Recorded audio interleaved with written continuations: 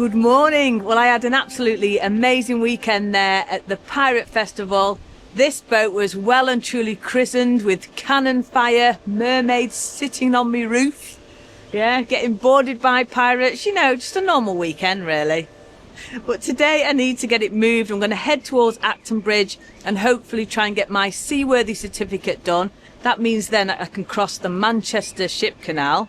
So it's going to take a little bit of organising, but I'll show you the whole process of getting that sorted. And once we get there to Acton Bridge, I'm going to give you a little bit of a tour of my boat.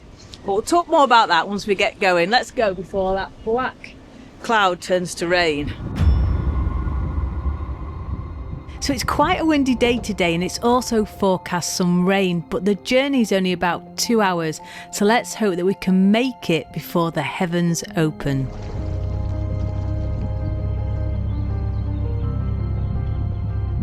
I'm still quite nervous cruising this boat because I've been boating 15 years. I was on the Run Wench for 8 of those, and I got used to how she sort of operated really, with her wheelie things and her big fister. But on this one, I've got this long Morse control. This will be a good chance to get used to it on a nice wide river, and then I'm ready for my summer's adventure.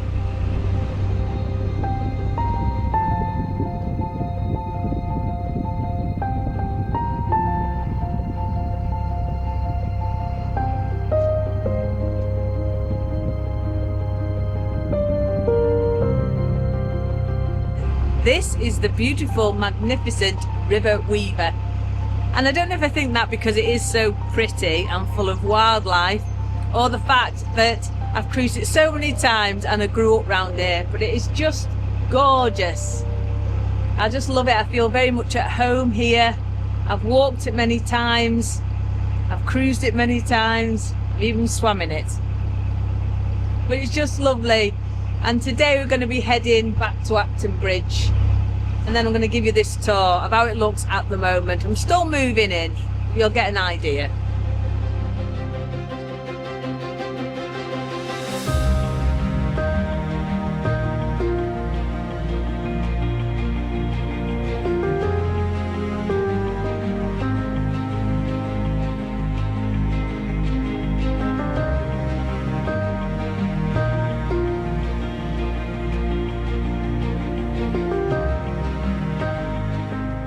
Today is a good day to test the Jolly Roger. So really, I've only cruised this boat from Macclesfield to Anderton, and then it got thrown onto a lorry, taken to the boatyard, and then it's been dropped back in here. So not really much cruising. So I mean probably about 30-40 miles, but I don't want it breaking down on me, especially when I'm going on that Manchester Ship Canal, because you get some right big boats going past. And I think it's quite expensive to have a tug because get tugged off, because not many boats cruise the Manchester Ship Canal. So if I'm waiting for a boat to come by, I could be waiting for weeks. So let's use this time to thrash it, test it, and then I'll feel more confident. And that's what it's all about, isn't it? And I do love being on rivers because you see some gorgeous boats like this. Look at that. Wow, it's amazing. So we're just coming up now to Saltersford Lock, and this is a man lock, so no climbing ladders for me today.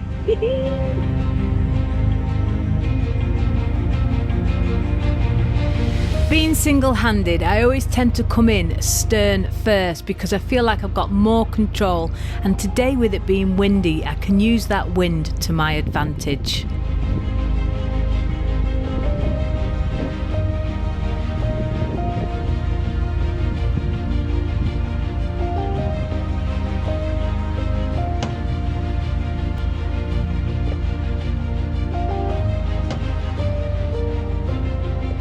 So I just moored up then, and the locky come out and opened the gate. I thought I'd have time to put the kettle on, but no, they're brilliant here, really good. So let's get in this lock. It's a big one, but it's wonderful.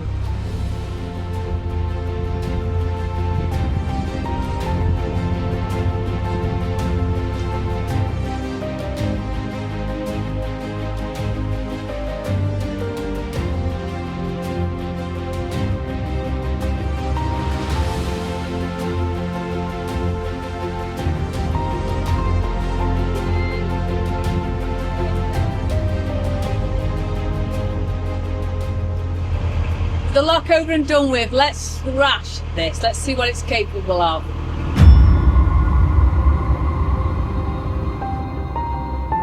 One of the great things about being on rivers is that the deeper, wider water gives you the chance to really open up the engine. I'm still getting to know this boat, so I'm using this as a chance to test how reliable she is. Once I know the Jolly Roger can power up and get me out of a sticky situation like a strong bywash or a tricky tide, just like the Run Wench did when I crossed the Mersey, then I'll feel a lot more confident tackling the Ship Canal and whatever future adventures come my way. I was going to moor here, but there's fishermen here, so what I'm going to do is there's another little mooring just up here, so I'm going to head to that, and then once they've finished fishing I might come back. One of the biggest problems with rivers is finding suitable moorings, and this mooring here has only enough space really for one boat. So what I'm going to have to do is turn the boat round and go back and hopefully try and fit in between the two fishermen. I feel awful, so I hope they understand. But there's all along here, like even just there now, there are places for fishing. So hopefully they'll understand. I'm really sorry. I'm going to try and squeeze in between you both. Okay, that's alright. You watch yourself getting up that plank up. Yeah, just hope I've not disrupted the fish. At least I can talk to the little dog. Yeah, she'll love it. Oh, thank you so much. So we got ourselves all moored up here perfectly. I've got to say, I've handled this boat quite well this cruise. I did it well at the lock landing and then well here, dodging two fishermen. And they were so lovely and so helpful as well. They offered to, sorry, I'm going down this little bank here, if I need any help. And then I brought some good luck as well, because I'd no longer moored up about 5 minutes and he caught two little fishes. So that's good. But we've got a big boat on its way. Try and get a bit of footage of it. Did you have a nice cruise, Bonny? So here it is, the amazing Daniel Adamson steamboat. Now I did do a dedicated video on this. It's all run by volunteers. They restored this boat from a proper wreck and it's just amazing, but it's going to be lovely to actually watch it passing the Jolly Roger. Hey, Heidi! How are you doing?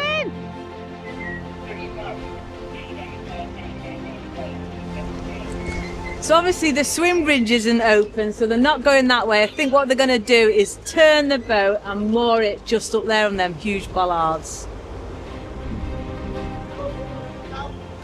In my video that I did of the Danny, I show how they moor the boat up, and it's quite a time-consuming process.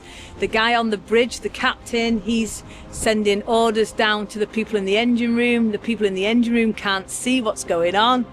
So it's all very clever, and it relies on a team of engineers to relay back to each other for it to moor up.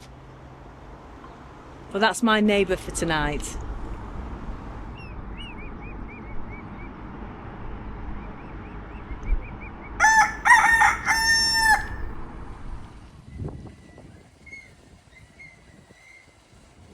Good morning. I thought I'd show you all the changes that have happened to this boat since it was out of the water at New Concept Boats. So they have worked miracles on this boat. I loved the boat how it was already, but I just wanted to make it that little bit better, and there were a few things I needed. The first was some extra cupboards for storage, because I've got a lot less living space on this boat than I did on the Run Wench. Also, I wanted a fridge freezer and a washing machine, so I'll show you now everything that they've done. So I don't know if you remember, but here were some little drawers, and I got myself a nice fridge freezer from Inlander. It's a 12-volt fridge freezer, and the drawers have actually moved down to here where the old tiny fridge was. Now, it wasn't like a normal under-counter fridge, because I would have been happy with that. It was a really, really small camper van fridge on a plinth, and it was just absolutely useless. So now I've got a nice big fridge freezer. And also, you might have noticed the lovely trim on the ceiling. It's like an oak effect trim. They've put all that on for me because I had this like white stuff on before, which was all uneven and it even fell down on my head. And me and my mate Nick had to try and put it up. So that's all gone. I just think it finishes off the boat really lovely. And I do need to paint, but that's a winter job. I'm going to repaint all this white and the colours on the wall. But the oak effect trim, I just love it. And everything else pretty much in here was the same. I have put up one of Roger's paintings there, which I love because I love the nautical feel. And the other thing that New Concept Boats has done is they redid my fire. So that now looks fantastic and it's safe, which is the main thing. Because if you remember, that fire was really, really rusty and there was water coming down the chimney. There were bits falling off it. The little back plate, the little circle had come away and been stuck back together with a bit of putty. And it pretty much unsafe. But they've made that all good for me now and I can't wait to light it. I've not lit it yet. But that reminds me, another thing they've done is they fixed my Webesco diesel heater. So it just needed a big flushing through and a new controller, and that's all working perfect. I've had that on. It heats the hot water, it heats the radiators. So I'm made up with that. And another thing is they've made me this little rum shelf. Now at the moment it's a bit cluttered. It's got some little cupboards underneath and a places to put my books and rum. And this then leads to the bathroom. So in here, this is pretty much the same as it was. However, there was a piece of wood that went all the way down here, which was a waste of storage. So they've put me like a little bit in here for toilet rolls and stuff, so I can get my hand right in there and fit bits of crap, you know, bathroom stuff. And then down here, there's a little sort of cupboard. And in there, I can fit like all my cleaning stuff, my blue for the toilet and all of that. So another brilliant use of space that's just wasted away. They've also turned the toilet round. So if you remember, I had to take the cassette out from underneath the bed, which was really, really difficult. Whereas now, turning it round, I can just empty it from the side in the hall, which is so much easier. And this now leads us on to the bedroom because there was no storage in here at all. There was room under the bed, but also there's just a little bit of a 2x2 frame with a curtain on and a few shelves. But now I've got all these wonderful cabinets, loads and loads of storage above the bed. I've got 2 wardrobes at the end, some drawers, and also where the TV is in here, underneath that is my washing machine.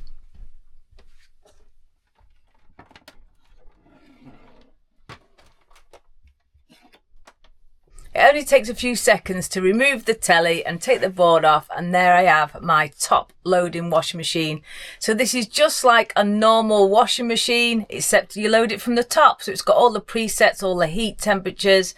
It's 8 kg, it's got a 1300 spin, but you can change all the settings and all the temperatures, which is what I love the most about it, and all the timing. So you can even do a quick wash, which is 15 minutes, but I tend to do mine for about an hour. But yeah, I love it. And it was the only place I could have fitted a washing machine on this boat. I've also got storage steps in the bow and stern. These lovely drawers here. And obviously my 2 little wardrobes, which are just fantastic. So loads and loads of storage, and I really love how they've made it all look old for me. Because one of the things that I really loved when I came in to view this boat and bought this boat was all the handmade wooden cabinets in the kitchen. And I just love that quirky feel. I like the old lights in it and the way it looks a little bit like a ship. Because, you know, pirate, and, you know, I'm on a boat. I don't want it to look like a trendy apartment. I want it to look like a boat. And they've just made it all fit in. And I said this when they did the paint job, but it's just so much better than I even visioned and dreamed it. It's just, I just love it. And I am still moving in, remember, as well. So I've got little bits still everywhere that I'm trying to find homes for, and I'm still decluttering. But I do really, I just love this boat. It has such a wonderful feel about it. So anyway, let me know what you think, and I'm just going to pour myself a rum, and then we'll look at booking the Manchester Ship Canal and what I need to do. So we're going to go today for one of my favourites, and this is a Bamboo, the original. And look at that, it's got a cork top. Woo! Woo! And whilst I am pouring this, a huge thank you to this week's pirate crew. Thank you for everything, and also a massive thank you to Captain Glenn. Let's get that in there. So we're sat here today at the captain's table because there's something I need to show you on the laptop. It's the easiest and accessible way of the whole procedure you need to go through about booking the Manchester Ship Canal. So just before we do that, cheers everyone, a little bit of a bamboo, sweat the lips. The thing is with bamboo is you don't need a mixer. It is a beautiful, gorgeous rum. It's a little bit like having a single malt whiskey, because if you put Coke with something like this, you just ruin it. So that is just lovely, so smooth. Oh yeah, and quickly I just want to show you this. This was left for me. It's from Deborah. It's handmade with love. It's a little pirate. So thank you so much, Deborah. Just love it. I've got to find somewhere to put it because I've filled nearly every space on this boat now. So it's not for you. You can sniff it, but you're not having it. You've got enough toys. Anyway, let's have a little look at this. So as most of you know, the Anderton boat lift has been closed for most of this year, and I've even heard rumours now that it might not be even opening for the remainder of the year. But don't quote me on that, I'm not 100% sure. But that is the most popular and easiest route of getting on and off the River Weaver. So as that's closed, the only other way to get off is via the Manchester Ship Canal. And it's not as daunting and difficult as people make out it is. You know, it's quite easy. I did it many times on board the Rum Wench and even the boat previous to the Rum Wench. But the best way to do it is to go onto the riverweaver.co.uk website, because it's all outlaid on there how to do it. The first thing to navigate to is a tab called Ship Canal right at the top. Once you've clicked the Ship Canal tab, you just need to navigate down to the booking process, and there's 5 simple steps that you need to do. And the first one is to book your seaworthy. So that's what we're going to do today. And obviously I'll cover that when the seaworthy happens. I'll cover everything in depth, what they do.